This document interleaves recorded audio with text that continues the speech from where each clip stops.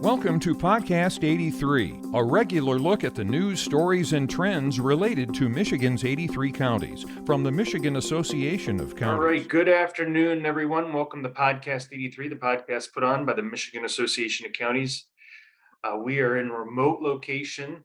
I think this is our first remote location podcast we've ever done. You know, we're all remote. We're all in different hotel rooms. We're in Indianapolis right now for a conference that involves all the Midwest state county associations and some of our counterparts. So we're in our hotel rooms recording this. But we wanted to make sure that we got some information out to you, obviously, on the budget being done. What was it actually this morning that it actually was finally completed? So we have important information to go over with you. So without any further ado, we'll go ahead and get started. So first off, Deena, why don't we talk about the biggest line item that we typically get in the budget, which is state revenue sharing dollars. We've been very successful over the years getting increases to state revenue sharing. Had pretty favorable recommendations out of all three chambers. Where'd we end up, Deena? Well, we did have very, very favorable recommendations out of both chambers and the governor's office. But the budget process this year was a little bit different. The governor had recommended all kinds of a total of 17% increase. The House had us at a 17% increase. Part of it, but it was split up between ongoing revenue sharing, one-time revenue sharing, one-time public safety dollars, and ongoing public safety dollars. How it ended up in the budget, though, was a 5% one-time and ongoing revenue sharing increase, which is great. Because ongoing means it's not just 1 year dump of money. It means that it's now part of what we normally will get in revenue sharing. And then a 2% one-time allocation dedicated to public safety. That is 2% of your revenue sharing. Now, it's not 2% of the 5%, it's an additional 2. But it does say that that has to be dedicated to public safety efforts. So whether that be, recruitment, retainment of employees, facilities, equipment, whatever it might be. So they gave us an additional, so that's about 4.8 million, that 2% was. As far as the 5% increase though in county revenue sharing, the ongoing, 4% of it is just as our normal revenue sharing is. But the legislature and governor's office have decided they're kind of worried about what you've done with your ARPA dollars. And that additional 1% in revenue sharing will go out to everyone if you certify that you have obligated or expended all of your ARPA dollars by the end of December of this year. Now, obligated or expended. So it doesn't all have to be expended because we know the Fed said we have until the end of next year. But they just want to make sure that that money's not just sitting in a pot, not being utilized. So well, in the majority of our counties, we're under the $10 million threshold, which meant they could claim that as 100% revenue lost, which means that is already obligated or expended dollars, right? I mean, we're waiting for the finalized format and what they're going to require, but essentially that's what that would mean, right? I mean, if you were under the 10 million, you got less than 10 million, you're obligated or expended counted as obligated or expended at that point, basically. yes. Yeah. Yes, and then you just have to send them a statement by March of 2024 that basically certifies that it's obligated or expended. And yeah, you're right. If it's under that threshold, then you should be good. Just tell them. So, but that's where we ended up with revenue sharing. Now, I'll say this, because it's less than what we had anticipated, what the number was going to be. We're still pushing forward, not even because of, but we are still pushing forward on the revenue sharing trust fund. We covered that in a podcast a couple of weeks ago. We had a hearing in the House Local Government Committee where the idea of the revenue sharing trust fund, locking in that percentage of the sales tax dollars, and then having that money available for revenue sharing, it was very well received. We expressed some displeasure about the change in the dollars for revenue sharing, and we're assured by both, House and Senate members on both sides of the aisle that now is really the time to work on that revenue sharing trust fund and get that bill across the threshold so that this doesn't happen to us again. So that our revenue is actually tracking with state revenue. So we're hopeful, gonna absolutely want our members to help us advocate for it, with their legislative delegation. But I think that's looking pretty good at this point. Well, especially with them being back in district now for a few months for the summer is a great time to speak to your locally elected officials about that trust fund and bringing them up to speed. And if you have any questions or need talking points, let us know, because I think we have some of that on our website already, that you can download and take a look at. And a quick couple notes on the revenue sharing, just to toot your guys' horn a little bit. I believe this is the 7th year in a row we've got an increase in county revenue sharing dollars. And it's important to say that 5% ongoing means that 5% becomes our base revenue sharing dollars. So for example, let's say next year they put another 3%, that's 3% on top of 5%. Now you're getting a little bit of a compounding effect there as well. Correct? Am I right? Absolutely. You're absolutely correct. So yeah, we were very happy to see that it was ongoing and not just one time. Right. All right, great. Thanks, Deena. Moving on, Sam, child care fund reimbursement. Again, a podcast we've had an issue we've had up in our podcast a few times now. Where did we finally end up with that? The child care fund reimbursement increase did make it through, and it is in the final budget. So that reimbursement increase for community-based services will go from 50% to 75%. So 25% input from locals, 75% reimbursement from the state. And again, that's for community-based services only. Yeah, that's great news. I know that's some significant dollars for counties across the state, so that was good to see that. Madeline, let's talk a little bit about transportation and road funding dollars. There was some differing of opinion, I guess you could say, between each chamber and the recommendations. Where did things end up with local road dollars? So the total transportation budget is $6.6 billion. Just like in previous years, that biggest line item is debt service. Yet again, $343 million for debt service this time around.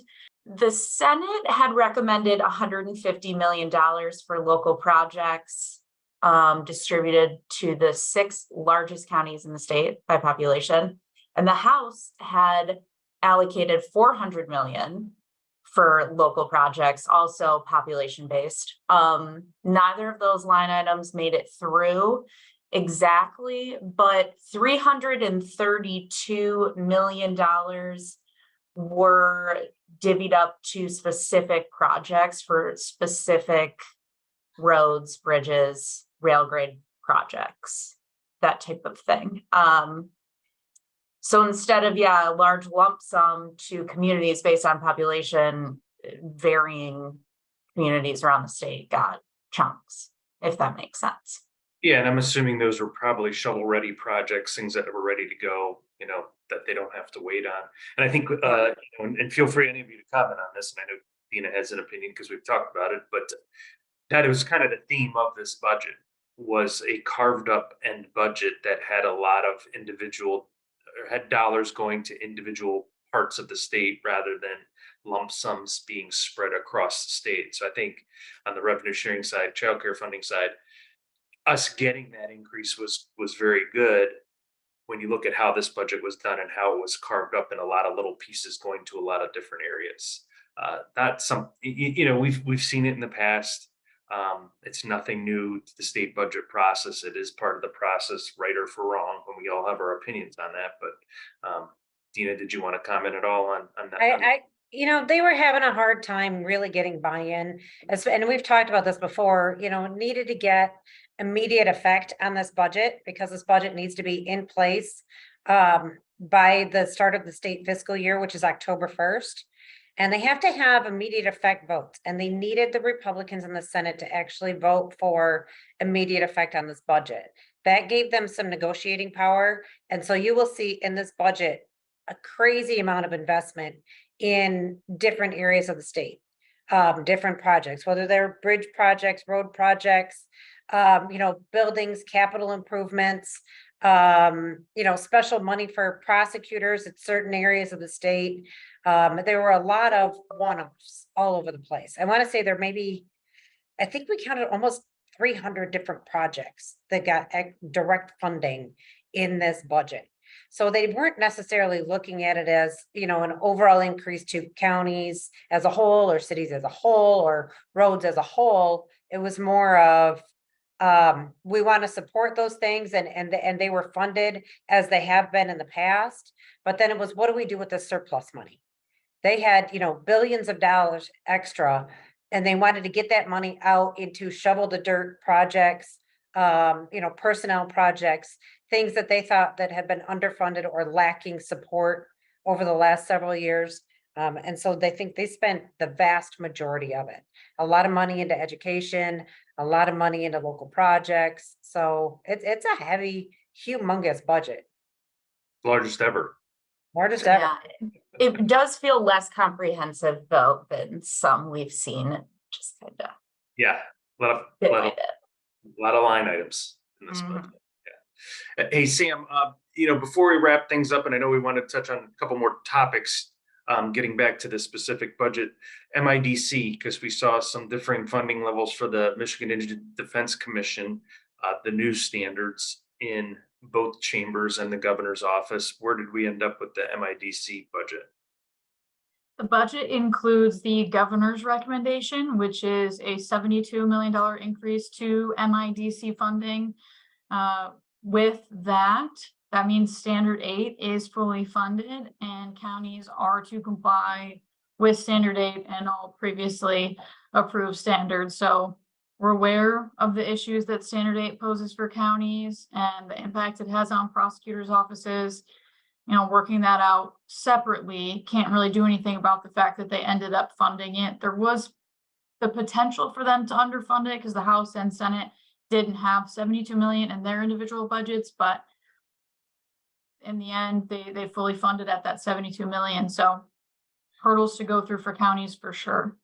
Yeah, again, another topic as folks are back in their district that, you know, we should be talking to our legislators about that issue, you know, the pay issue when it comes to prosecutors, maybe something that we can put something together in the fall in cooperation with the Prosecutors Association and how we fix this inequity in pay issue going forward. And then finally, Sam, we had some dollars put towards one of the propositions on the this last election, Prop 2. Madeline, you want to talk a little bit about that?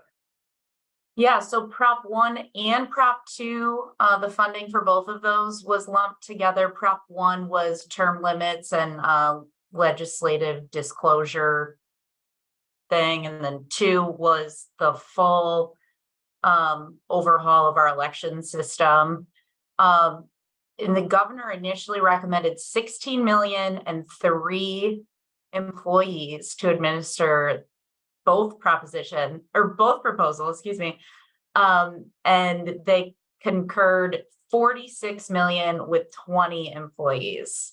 So I don't know if they just learned a lot between that initial recommendation in February and now, and they realized, holy crap, we need so much more money and people to do this. But yeah, a lot bigger than initially expected. Yeah. It'll be interesting to see how that plays out and where those FTEs are coming from, what they're going to be used for. If it's to address the voting issues or the disclosure side, I don't know. We'll have to wait and see on that, but that is a significant jump. And then they had that incentive for counties to have multi-jurisdictional approach to the early voting. And so there are grants available to counties to work on that multi-jurisdictional approach. So that'll be Is that part of that money too? Or is that A separate boilerplate item, 30 million, 30 million. up to 30 million.